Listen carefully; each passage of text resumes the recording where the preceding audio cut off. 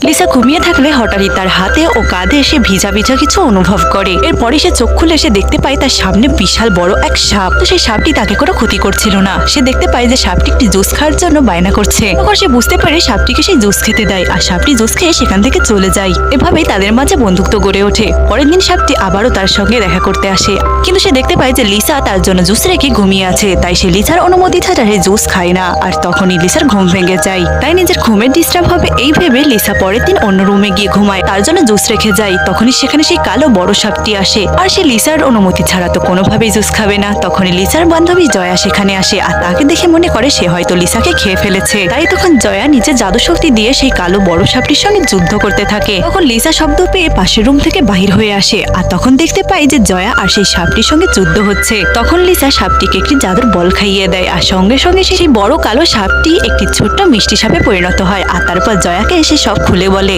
ঠিক প্রতিদিনের মতো আবারই সেই ছোট্ট সাপটি জুস খেতে আসে। তখন লিসা তাকে আবারও জাদুর বল খাইয়ে দিলে সে আবারও সেই বড় দানব সাপে পরিণত হয়ে যায়। কিন্তু এবার ঘটে এক অলৌকিক ঘটনা। সেই বড় কালো সাপটি একটি সুন্দর যৌবকে পরিণত হয়ে যায়, যার গায়ে কোনো কাপড় ছিল না। এ দেখেই তো লিসা লজ্জা পায়। তো লাইক আর সাবস্ক্রাইব না করে তুমি কি করছো?